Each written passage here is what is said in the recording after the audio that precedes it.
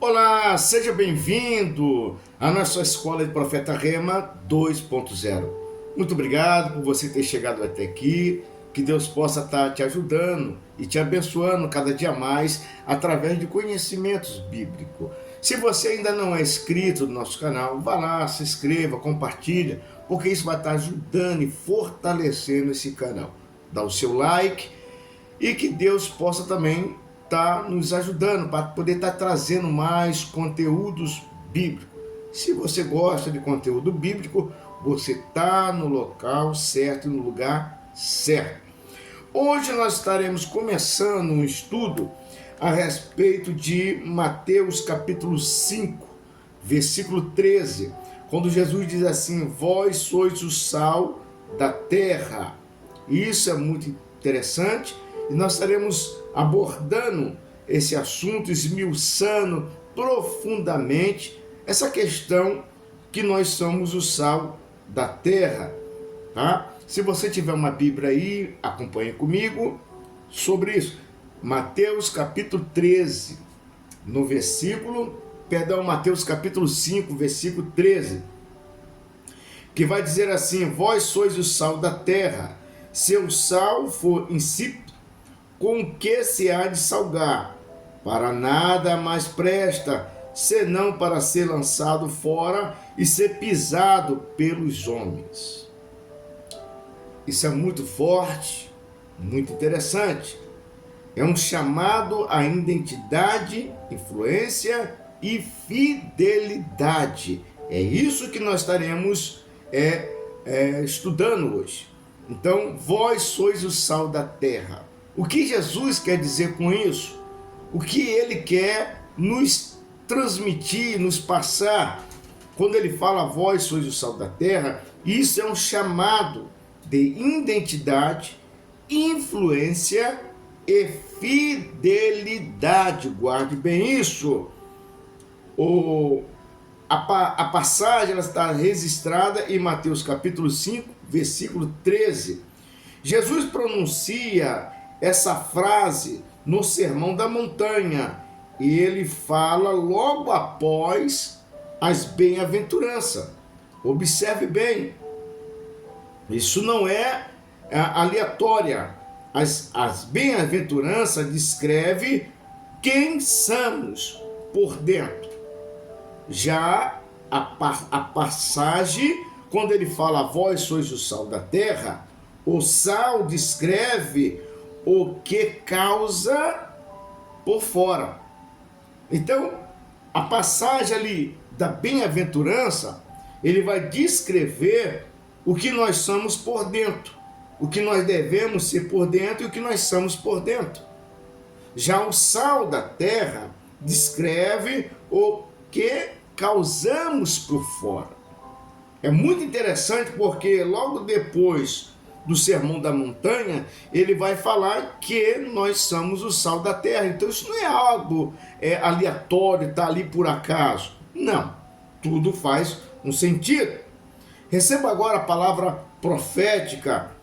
Primeiro Jesus trabalha o caráter e depois a influência. Isso aí está registrado em Mateus capítulo 5, versículo 3 ao 12. Identidade espiritual. Quando você pega Mateus capítulo 5, versículo 3 ao 12, ele vai estar falando sobre identidade espiritual. Quando chega já em Mateus capítulo 5, versículo 13, ele vai estar falando sobre o impacto social que isso vai trazer. Antes de Deus nos usar, ele nos molda primeiro. As pessoas acham que as coisas é aleatória. Não é.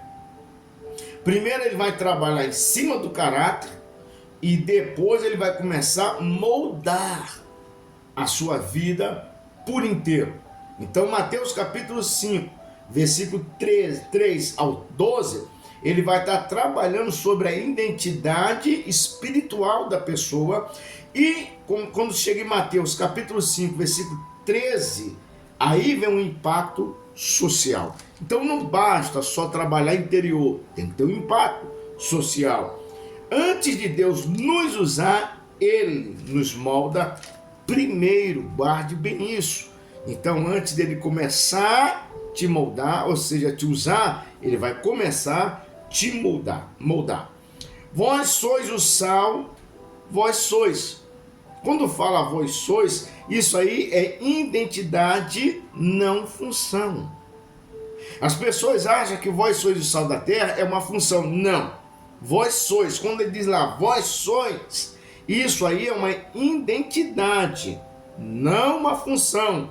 Jesus não diz, vocês devem ser, vocês terão que ser, vocês um dia serão. Nada disso. Ele diz, vós sois. Isso é declaração, ontologia, de essência.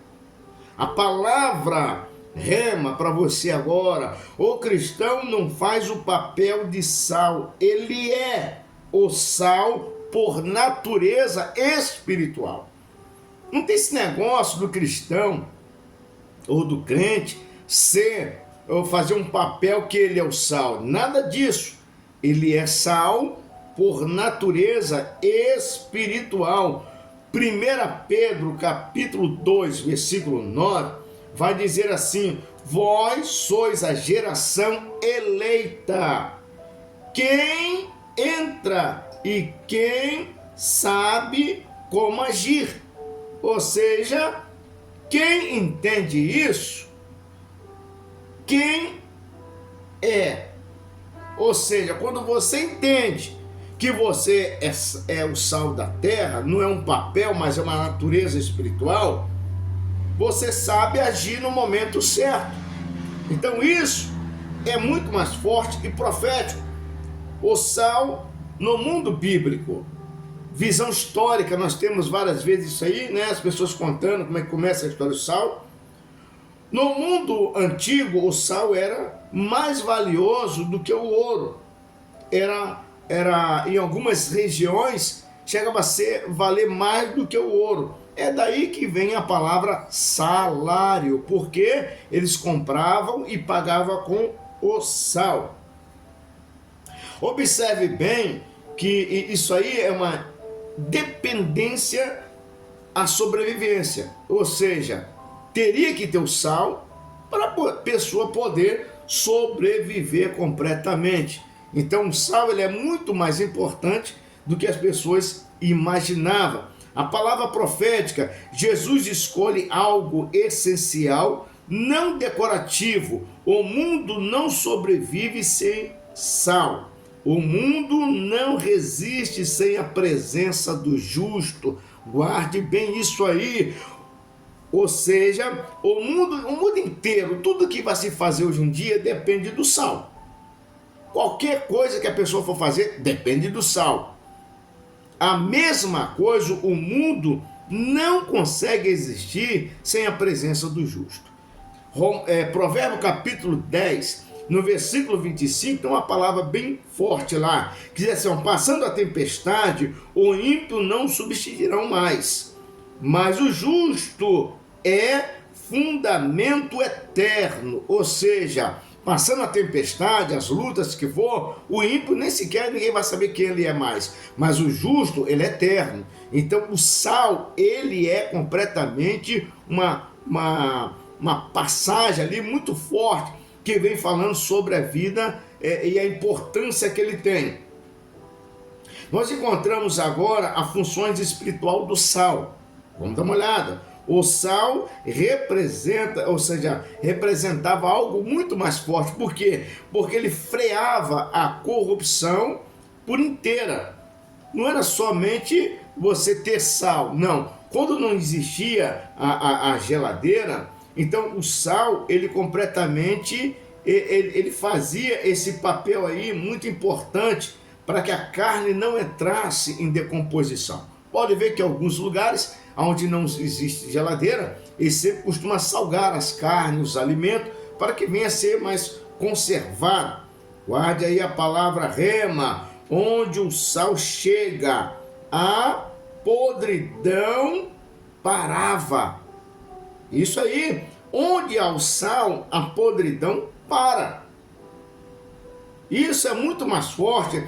Deus deixa você em ambiente difícil, não para se contaminar, mas para impedir a contaminação. Quer ver? Tem muitas pessoas que falam assim, poxa, por que Deus me colocou num lugar tão esquisito, tão problemático, tanta gente corrupta, tanta gente perversa? Por que Deus me colocou ali? Ele vai te colocar ali, não é para você se contaminar, é para parar aquela corrupção que está ali. Porque onde tiver um justo, não é um crente meia boca não, onde tiver um justo, pode ter certeza que a corrupção, a perversidade, ela para.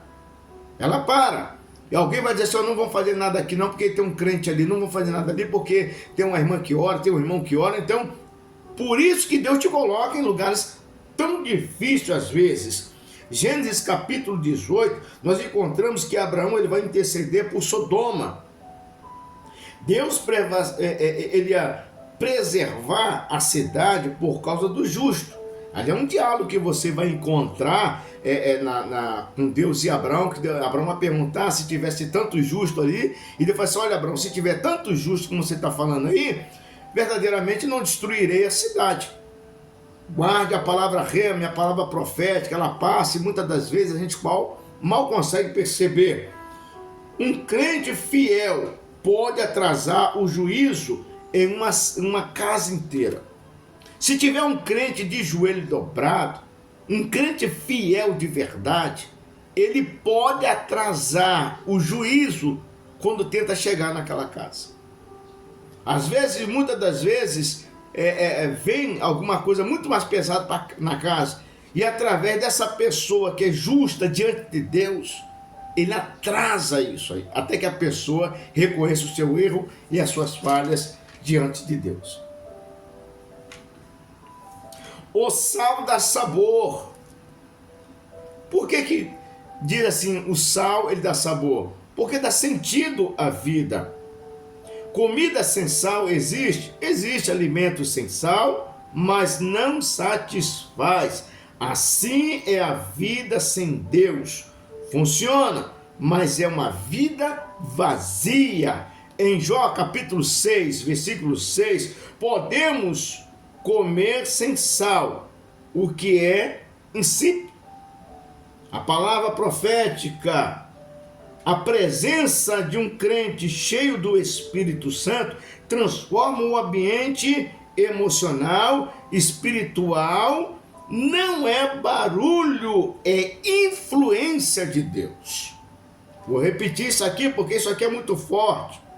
A presença de um crente cheio do Espírito Santo transforma o ambiente espiritual, emocional, e isso não é barulho, é influência de Deus. Porque aonde a presença de Deus chega, a atmosfera vai mudar. Jesus está dizendo, você deve viver de tal forma que as pessoas tenham sede de Deus. O que está acontecendo nos dias atuais hoje é que as pessoas vivem no meio do evangelho dentro de uma bolha, aonde ele não salga ninguém, não tempera ninguém, não transforma ambiente e não provoca sede. Se você é o sal da terra, como Jesus está falando, você tem que provocar sede na pessoa. Que sede é essa? Está registrado em João capítulo 7, 37.